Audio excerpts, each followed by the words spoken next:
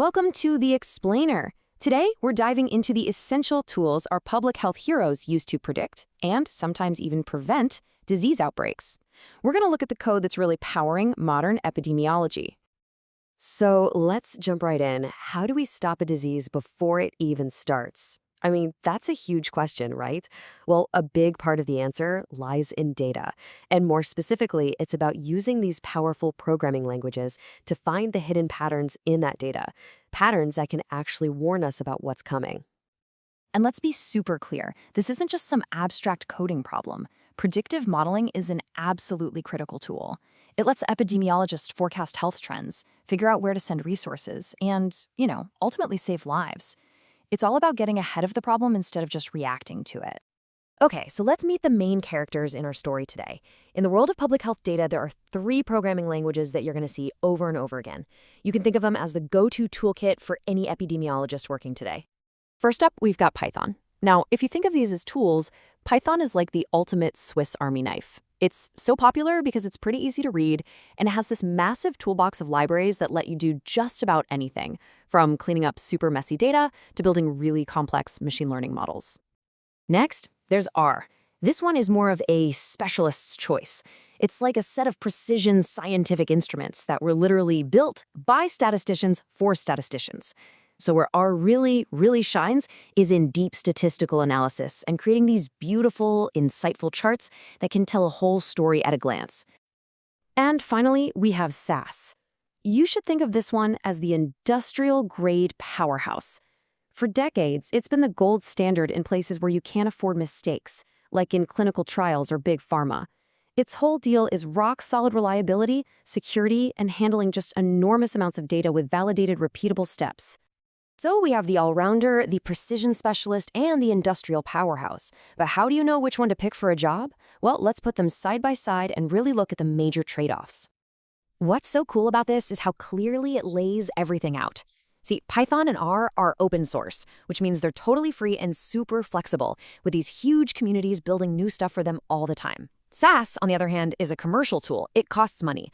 But what you're paying for is that enterprise-level power, the support, and the validation that is absolutely non-negotiable in some industries. All right, enough theory. Let's make this real. We're going to walk through a classic, boots-on-the-ground public health problem that every epidemiologist has to deal with, investigating a local foodborne outbreak. So here's our mission. A bunch of people got sick after a community picnic, and we think we know which food was the culprit. To prove it, we need to calculate the attack rate. All that means is we're finding the percentage of people who got sick after they were exposed. It's a fundamental first step in an investigation like this. And here's the formula we're going to use. It looks simple, but don't let that fool you. It is incredibly powerful. You just take the number of people who got sick in a certain group, divide it by the total number of people in that same group, and then multiply by 100 to get a nice, clean percentage. And here is our raw data, laid out nice and simple. We've got two groups. The 100 people who ate the salad and the 100 people who didn't. And we know exactly how many in each group got sick. The numbers? Well, they already seem to be telling a story, don't they? You can start to see a clue taking shape right there. Now for the fun part. Let's see how our three languages, Python, R, and SAS, all tackle this exact same problem. Remember, we just want to find the attack rate for the people who ate the salad. And the process, as you can see, is basically a simple three-step recipe, and it's the same for all three. First, you feed it the numbers. Second, you write the code to apply that formula. And third, you run it and get your answer. Simple as that. So let's start with Python. Python is known for being clean and readable, and you can totally see why here. We're just telling the computer, hey, make a box called ill and put 75 in it. Make another called total_at-risk and put 100 in it. Then we tell it the formula and ask it to print the answer. It's just very logical, very straightforward. Okay, now for R. The logic is 100% the same, but the syntax is just a little different. See that little arrow instead of the equal sign? That's kind of the secret handshake for R programmers. It's just a little nod to the language's deep, deep roots in statistics and math. And finally, SAS. You can see right away this is a much more formal, structured way of doing things. SAS kind of thinks in procedures. First, you have a data step, where you create your data set. Then, you run a proc, or procedure, like proc print, on that data. This strict separation is what makes SAS so incredibly robust and easy to audit, which is a must-have in a clinical setting. And the result? No matter which tool we picked, Python's flexibility, R's statistical focus, or SAS's structured power, they all give us the exact same critical answer. The attack rate for people who ate the salad was 75%.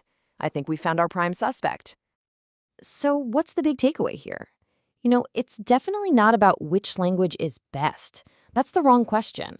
The real point is that these languages are the bridge that lets us turn a simple table of numbers into clear, life-saving action. So to sum it all up, the language is just the tool. The real magic happens when you know which questions to ask and how to use these methods to keep people safe. In fact, a really savvy epidemiologist might use Python to clean the data, R to make a killer visualization, and SAS to write the final validated report. They all work best when you use them together. And that really leaves us with this final thought to chew on. With more and more data becoming available every single day, and with these tools getting even more powerful, what's the next public health mystery we'll be able to solve before it even becomes a crisis? Hey, if this explainer helped you connect the dots on the code behind public health, do me a favor and hit that like and subscribe button. And definitely let us know in the comments what complex topic you want us to break down next. Thanks for joining us at The Explainer.